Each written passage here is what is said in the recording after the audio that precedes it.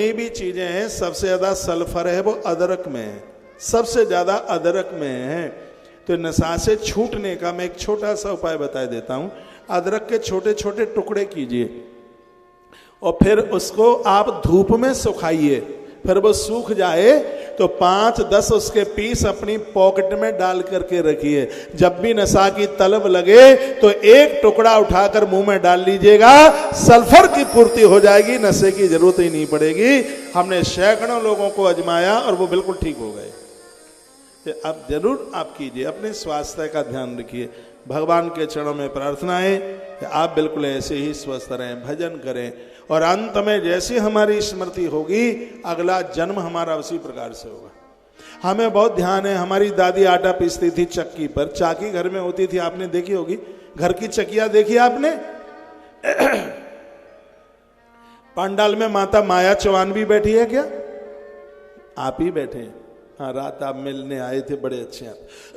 तो आपको भी पता होगा कि जो दादी माँ पीसते पीसते सो जाए, एकदम भड़भड़ा करके जागती है तो पीसना शुरू कर देती है, क्योंकि आटा भी पूरा पिसा नहीं है।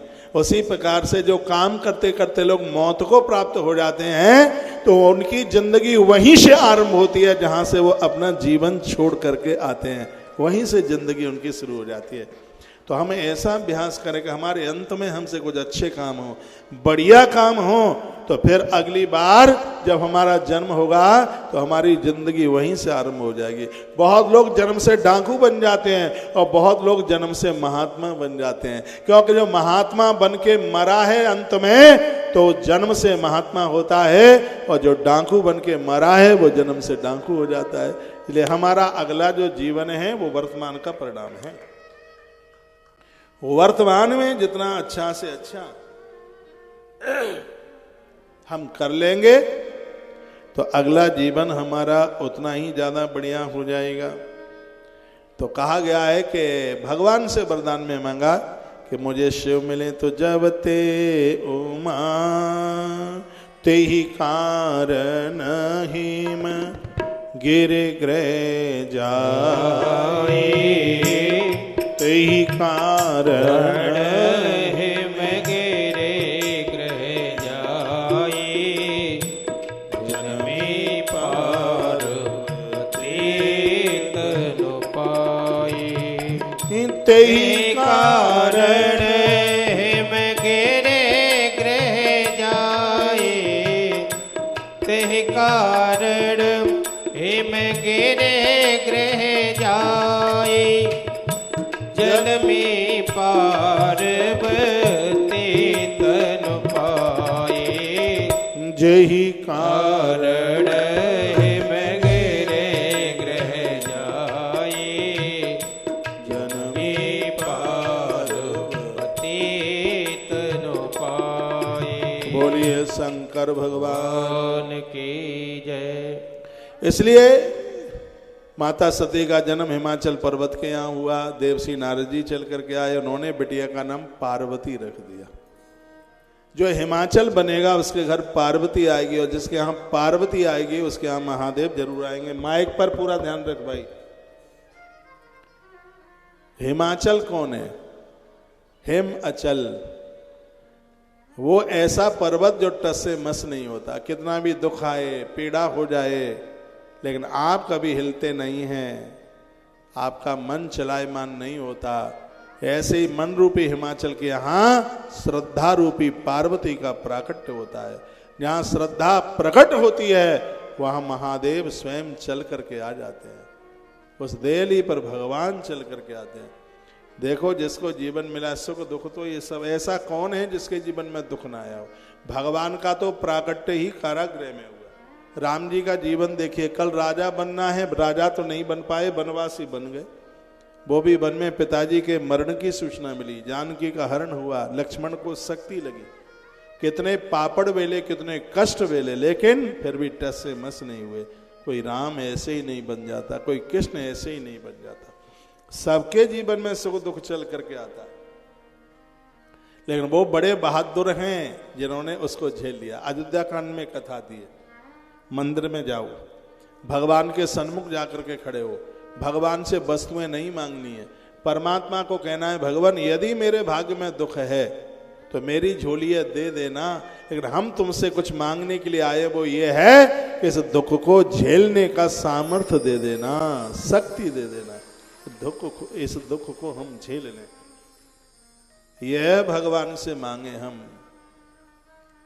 कथा बड़ी अद्भुत है। देवसी नारद जी का आगमन हुआ, नारद समाचार सब पाए, कोत कोई गिर गए है सिधाए। हिमाचल पर्वत ने बड़ा आदर किया, भारी मान किया, चरण प्रणाम किया, बिटिया को बुलाया, का त्रकालज्ञ सर्वज्ञ तुम गति सर्वत्र तुम्हार। गुरु जी आप त्रकाल है, त्रकालज्ञ। बेटी के कहो सुता के दोष गुण मुनिवर हृदय विचार। बेटी के कुछ गुण दोष आप बोलिएगा। तो गुरुजी ने क्या कहा, सब लक्षण संपन्न कुमारी। ऐसा दुनिया का कौन सा गुण है जो तुम्हारी बेटी में नहीं है, गुणों से भरी हुई है। तो हिमाचल पर्वत ने कहा कोई कमी हो तो बताइए। आप भी जन्मपत्री दिखाएं तो दोष पूछें, कमी पूछें।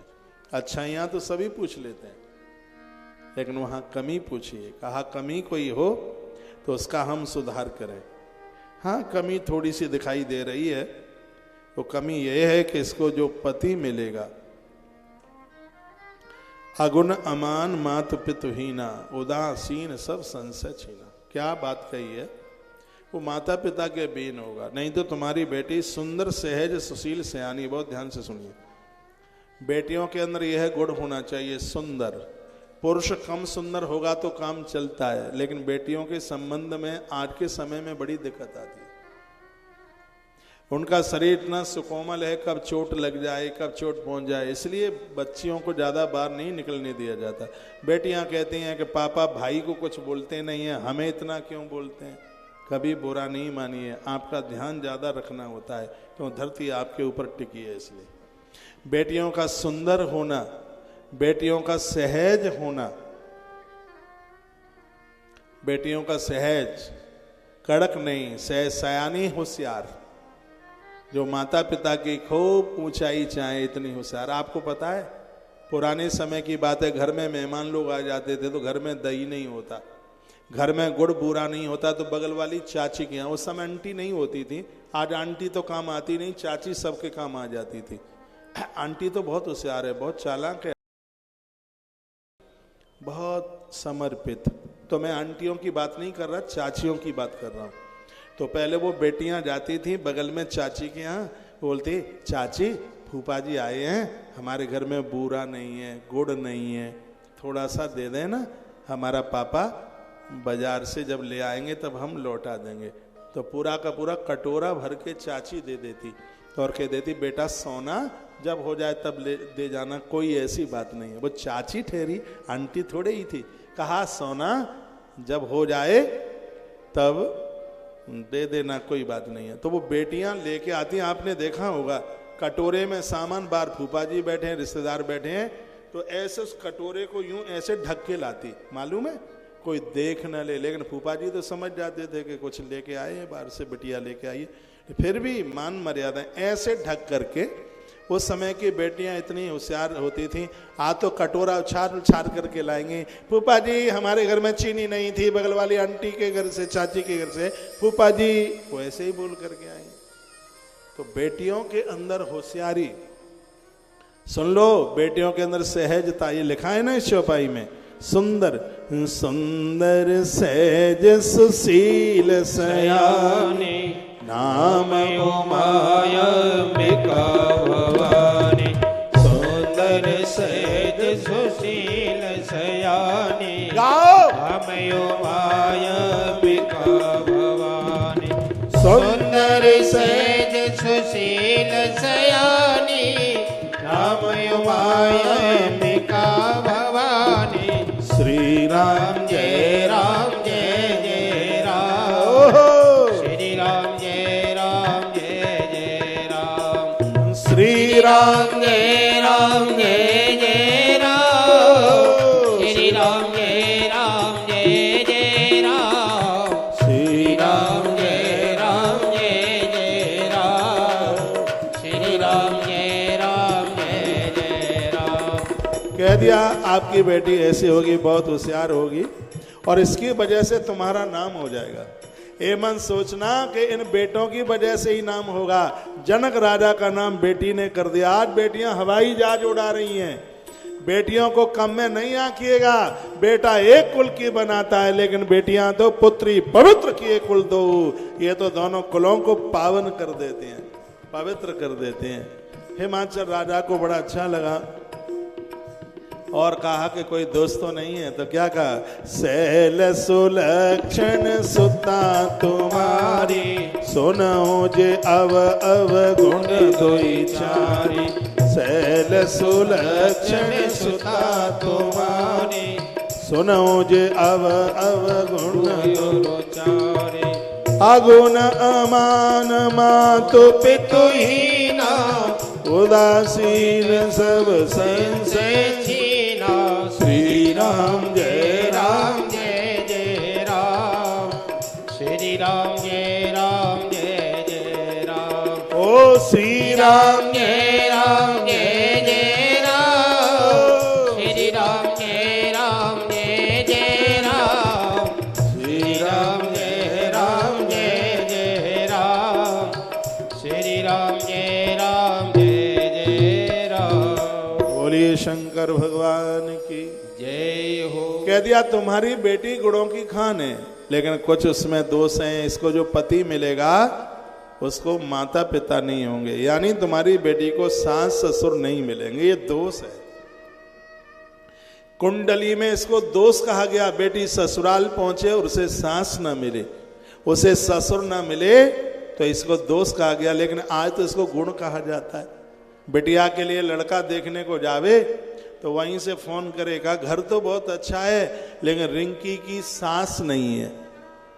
तो रिंकी की माँ क्या बोलते, तुम तो बुद्धू ही ठहरे बिल्कुल। इतनी देर में तो 21 रुपया दे देते, पक्का कर देते। जिस घर में सास नहीं है तो 16 आना की मालकिन तो हमारी रिंकी ही होगी। ऐसा घर कहाँ मिलेगा जिसमें सास नहीं है। सास न होने पर कितनी खुश होते हैं। लेकिन ये भी ध्यान दीजिए